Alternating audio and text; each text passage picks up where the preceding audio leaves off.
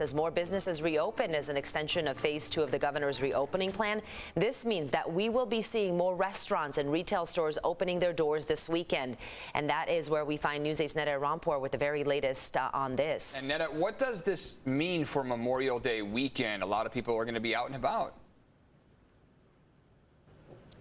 Yeah, so the idea, of course, is that it's a holiday weekend, but we still have to remember we're going through this COVID-19 pandemic. So there are restaurants reopening. They're ramping up for this coming weekend, getting everything situated and as safe as possible. Retail shops doing the same. You can enter inside many of these businesses that are ready. And a lot of them have this goal of opening for the weekend because they know people will be wanting to go out, possibly dine at their favorite restaurants. But things are going to look a lot differently.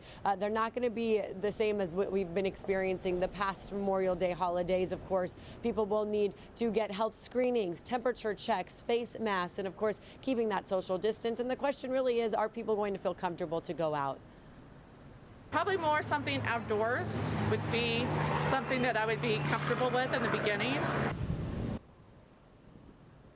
So recent evidence does suggest the risk of infection is lower outdoors, and a lot of restaurants have taken note of this in places like La Jolla, even North Park, parts of Little Italy. Some restaurants are moving their tables out to the sidewalks, making for socially distanced open air experiences. North Park, for example, they're considering turning 30th Street into a whole open air dining spot. Now, restaurant owners all across San Diego County now reconfiguring their dining rooms in accordance with CDC guidelines. They want to make sure tables are far enough apart so that no one is gathering in clusters and that customers feel confident about returning. It has been a busy 24 hours ever since the county gave the go-ahead to these businesses. A restaurant in La Jolla, The Spot, they're ready for opening tomorrow, and they say it's no easy task, and they'll just be at 25% capacity.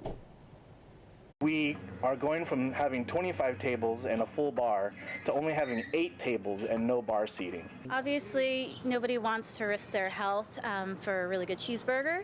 But at the same time, you know, we've been sheltering at home for a couple months now. And that is food writer Michelle Stansberry. She believes the transformation and the anticipation of people returning to their restaurants will get people there and hopefully safe. That is the goal here as people look for a sense of normalcy. So obviously the county leaders want to urge everyone to please follow all the safety guidelines. Of course, keep a distance from people who are not in your family unit and wear those face masks. You don't necessarily have to keep it on while you're sitting at a restaurant, but they certainly do encourage you when you're out and about in public. So of course it's going to look different this weekend, and they say, you know, if people break a lot of these rules, we may have to go back to closing things up again. We are live here in PB. We'll send it back to you.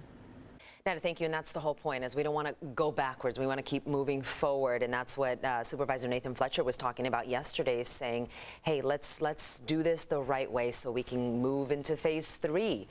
Meanwhile, one local organization is voicing their concern for the Hispanic community in the county over the accelerated phase 2 reopening. They say it could fuel a second wave of illnesses. Chicano Federation CEO Nancy Maldonado says reopening San Diego's economy could prove to be drastic for the Latino community.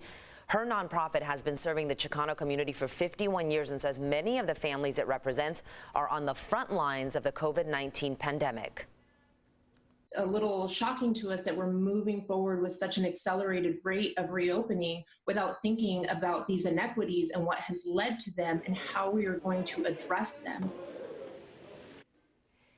Numbers show Latinos account for 60% of the coronavirus cases in San Diego County.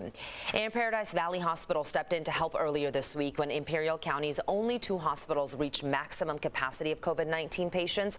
24 patients were redirected from the Imperial Valley facilities to San Diego during Tuesday's surge. Paradise Valley Hospital in National City admitted 13 of those patients. It's unknown where the other 11 were admitted. The Imperial County hospitals have since ended the diversion and are once again accepting new COVID-19 patients. Worldwide, there are now over 500 million confirmed cases of coronavirus, with over 333,000 confirmed deaths. Nearly 2 million people have recovered, however. The U.S. is still leading the world in all 3 categories. We're at 1.5 million confirmed cases with more than 94,000 deaths. Fortunately, nearly 3 times that amount of people have recovered. We're at about 300,000 recoveries, so some good news there. And here in San Diego, the county says it's inching closer to its daily coronavirus testing goal. Yesterday, officials also announced 175 new confirmed cases for a countywide total of 6,315. 4,188 people have recovered from the illness so far. There were 11 additional deaths to report. Those occurred from May 14th to May 19th, bringing that total in the county to 241. Now, half of the deaths happened in nursing homes and assisted living facilities. 97% were people who had underlying health conditions. Overall, more than 120,000 people have been tested so far across San Diego. And time now for the morning rush. One Pacific Beach nightclub is raising concerns after being packed on its very first night of opening. Take a look at the scene last night at Mavericks Beach Club. You can see the long lines to get in, the bar packed with people inside. Some visitors, you see they were not wearing masks or following social distancing guidelines. Neighboring residents called in with concerns, but the club did reopen legally after getting the green light from the city and the state. Many San Diegans will be heading back to work as more things reopen, but the county has already reached a record high unemployment rate. According to the latest report from Sandag, San Diego County had a 30.1% unemployment rate as of May 9th. That's more than 510,000 people unemployed, and more than 90% lost their jobs after March 7th when the health crisis began locally. Logan Heights is the hardest hit area with nearly 42% of its residents out of work right now. And starting today, CVS Pharmacy is opening 14 drive-through coronavirus testing sites in California, 7 of them opening here in San Diego.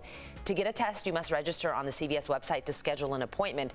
Once you arrive at the drive-through, a nasal swab test will be given, and you should get the results in about 3 days. You can find all that information by going to CVS's website, and you can look under the COVID testing tab. Places of worship could reopen sooner than expected. President Trump told a group of community leaders in Michigan the CDC will soon issue guidelines for reopening churches. Restrictions have divided many communities. Churches in New York were given the green light to reopen, but only for 10 people or fewer.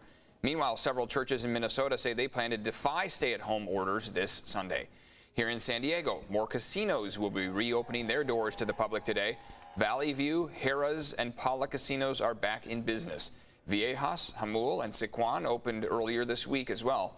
All casinos listed safety guidelines on their websites.